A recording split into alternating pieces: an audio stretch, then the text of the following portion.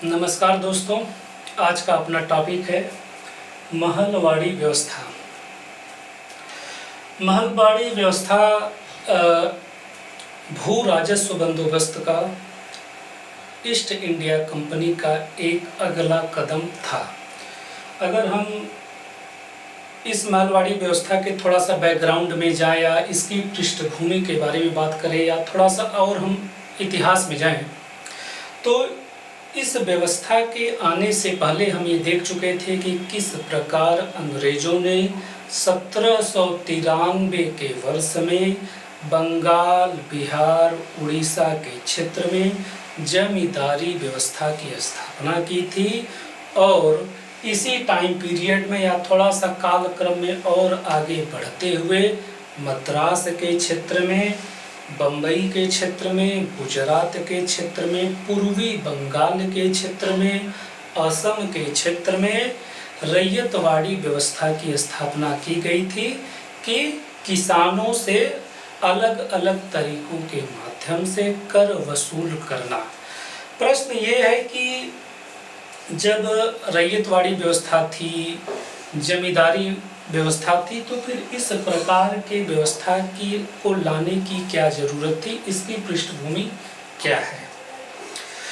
Actually अगर हम एक टाइम पीरियड देखें 1798 से 1806, जब लॉर्ड वेलेस्ली भारत का गवर्नर जनरल था और उसकी विस्तारवादी नीति के कारण उत्तरी भारत का अधिकांश हिस्सा अंग्रेजी ईस्ट इंडिया कंपनी के अधीन आ गया था, अर्थात पंजाब, अवध, आगरा, मध्य प्रांत, ये जो 3-4 इलाके थे, ये सभी ईस्ट इंडिया कंपनी के अधीन आ गए थे।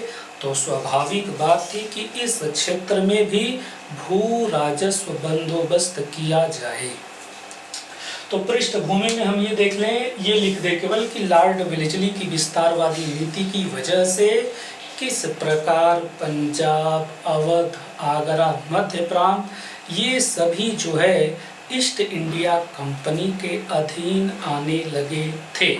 हालांकि लॉर्ड वेलेस्ली का कार्यकाल 1806 है, लेकिन उसकी विस्तारवादी नीति का आगे के गवर्नर जनरल ने भी तो प्रयोग किया था। तो हम यहाँ लिख लें कि लॉर्ड वेलेस्ली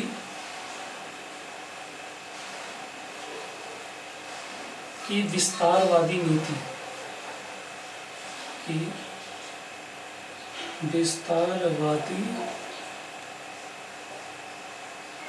नीति के तहत उत्तरी भारत का अधिकांश हिस्सा ईस्ट इंडिया कंपनी के अधीन आया। तो नीति के तहत उत्तरी भारत के अधिकांश हिस्से पर अतिक्रमण, उत्तर भारत के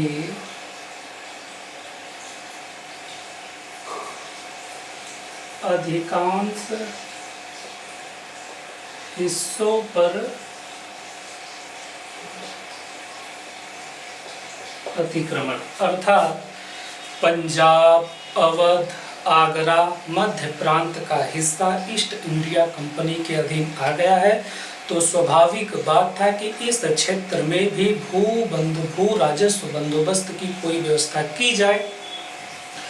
तो प्रारंभ में लॉर्ड वेलेस्ली इस संपूर्ण एरिया, अर्थात यह जो विजित क्षेत्र था, इस संपूर्ण एरिया में लॉर्ड वेलेस्ली आपके बंगाल की जो जमींदारी व्यवस्था थी, बंगाल का जो स्थायी बंदोबस्त था, उसी को ही लागू करने के पक्ष में था और उसे लागू किया भी। अर्थात पंजाब, आगरा, अवध, मध्य प्रांत के बड़े बड़े जमींदारों को खोजा गया और कंपनी ने इन जमींदारों के साथ अनुबंध किया कि कितना कर कंपनी के खजाने में आ जाए। तो एक तरीके से जमींदारी व्यवस्था की शुरुआत इस संपूर्ण एरिया में की गई।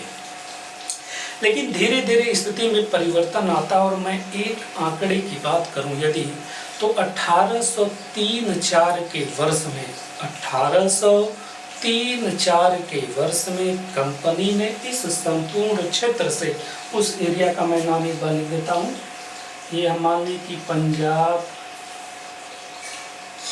आगरा, अवध, मध्य प्रांत, तो 1803-4 के वर्ष में कंपनी ने इस हिस्से से 188 लाख रुपए की मांग की कि इस हिस्से से जमींदारों को 188 लाख रुपए दे देना है। और आगे आने वाले वर्षों में यह मांग 1803 में थी, कितनी थी? 188 लाख रुपया।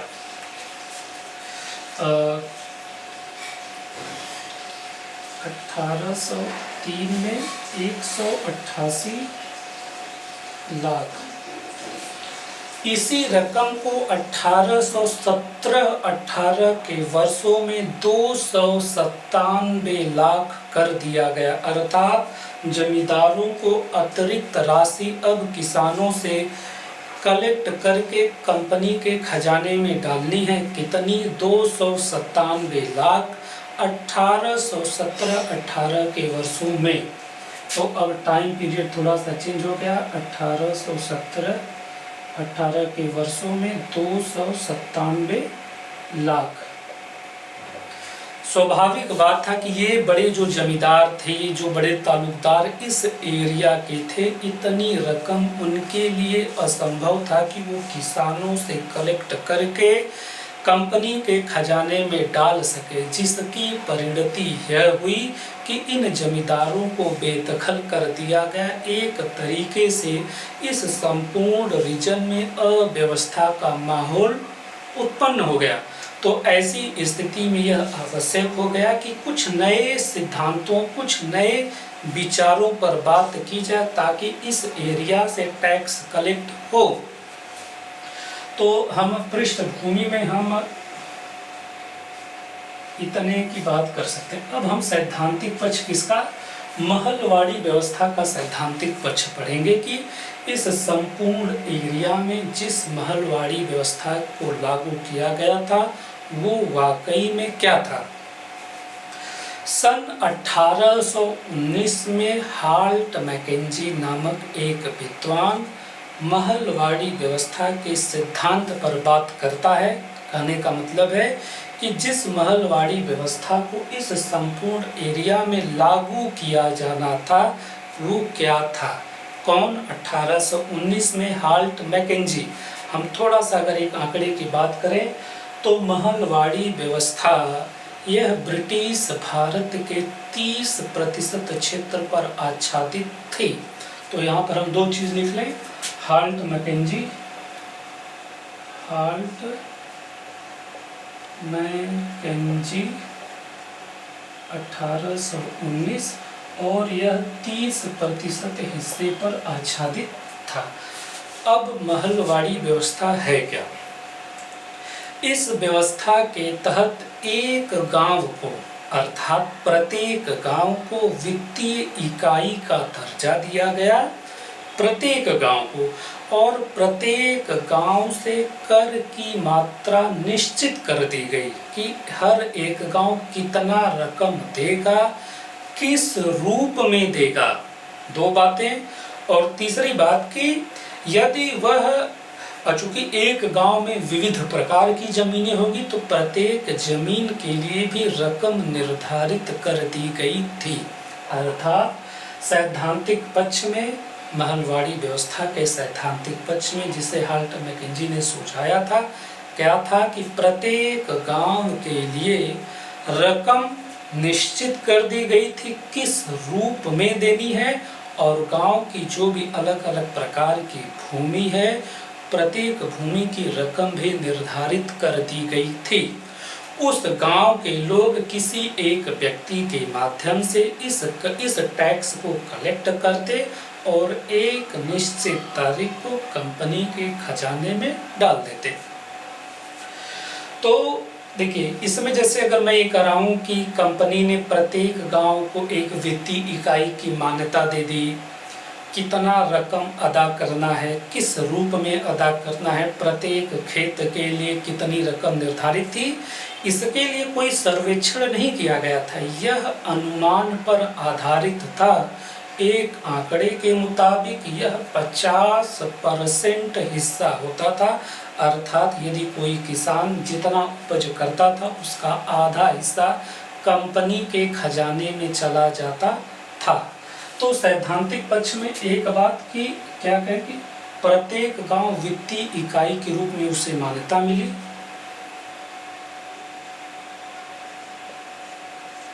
प्रत्येक गांव को वित्तीय इकाई के रूप में मान्यता, प्रत्येक गांव को वित्तीय इकाई के रूप में मान्यता प्राप्त। दूसरा, प्रत्येक गांव के लिए रकम निश्चित किया गया। प्रत्येक गांव के लिए रकम निश्चित। तीसरा, यह रकम किस रूप में देनी है, इसे निश्चित किया गया। किस रूप में, किस रूप में।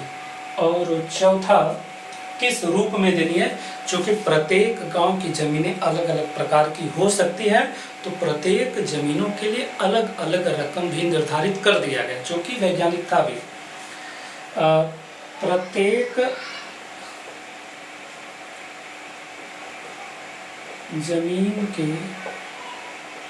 लिए रकम निश्चित, रकम निश्चित कर दिया गया। प्रत्येक जमीन के लिए रकम निश्चित कर दिया गया। हालांकि ये सभी चीजें अनुमान पर आधारित थी। इसके पहले हम रैयतवाड़ी व्यवस्था मद्रास के क्षेत्र में पढ़े थे। वहाँ किस प्रकार भूमि की पैमाइश की गई, उत्पादन हुआ, तो फिर उसके आधार पर उत्पादन के 1/3 हिस्से को लिया गया। वहाँ पर जमीन की पैमाइश, मिट्टी की उर्वरता इत्यादि को देखा गया था, लेकिन यहाँ पर केवल अनुमान ही अनुमान चल रहा है। ये इसका सैद्धांतिक पक्ष था। देखिए, इस संपूर्ण वजहों से क्या दुष्परिणाम निकले। देखिए, पहली बात, जैसे मैंने अभी आपको बताया कि ये अनुमान पर आधारित थे और 50% हिस्सा सरकार के खजाने में चला जाता था। तो क्या हुआ, इसका मतलब कि किसानों की स्थिति दिनों दिन गिरती चली गई। तो दुष्परिणाम में हम क्या मानेंगे कि ऊंची दरें तय करने की वजह से किसानों की दुर्दशा, ऊंची दरें तय करने से किसानों की दुर्दशा। दूसरी बात कि इस क्षेत्र में किसान ऊंची दर पर वो लगान दे रहे हैं, तो स्वाभाविक बात था कि इनकी जमीनों पर सेठ महाजन का कब्जा भी होने लगा था, क्योंकि ये लगान सरकार को दे नहीं पाते थे। फलस्वरूप ये किस सेठ महाजन के पास जाते थे, उनसे ब्याज पर पैसा लेते थे और वो रकम सरकार को देते थे, और इधर महाजन और सेठ इन पर दबाव बनाते। दबाव बनाने की परिणति ये होती थी कि उनका जमीन ही किसानों सेठ और महाजनों के पास चला जाता था, अर्थात किसान अपनी ही जमीन पर मजदूर बन गया। तो दूसरे में हम देखें कि गैर किसानों का जमीन पर अतिक्रमण, गैर किसानों का जमीन पर अतिक्रमण। थोड़ा सा मैं आपको पहले ही उधर बताया था कि किस प्रकार से बड़े जमींदारों, बड़े ताल्लुकदारों को हटा दिया गया था। दूसरी तरफ हम देख रहे हैं कि किसानों की लगान की दरें भी ऊंची कर दी गई थी। तो अगर हम आगे जब हमारा टॉपिक आएगा 1857 का विद्रोह, तो उसमें हम देखते हैं कि इन्हीं जमींदारों, इन्हीं ताल्लुकदारों, जिनके जमींदारी का हक, जिनके ताल्लुकदारी का हक उनसे छीन लिया गया था, इस विद्रोह में 1857 के विद्रोह में सरकार के खिलाफ वे जबरदस्त विरोध करते हैं। तो फिलहाल आज का अपना टॉपिक इतना ही था, महलवाड़ी व्यवस्था। और मैं इसमें मेरा जो अगला वीडियो रहेगा उसमें मैं एक ही वीडियो में एक तरफ आपका जो है जमींदारी व्यवस्था, एक तरफ आपका रैयतवाड़ी व्यवस्था और एक तरफ महलवाड़ी व्यवस्था, इन तीनों को मैं एक चार्ट में लिखूंगा और 8-10 बातें प्रमुख बिंदु जो होंगे उनका मैं लिख दूंगा, ताकि एक समरी एक ही वीडियो में आपको मिल जाए। ठीक है, ये आपका हो चुका। Thank you.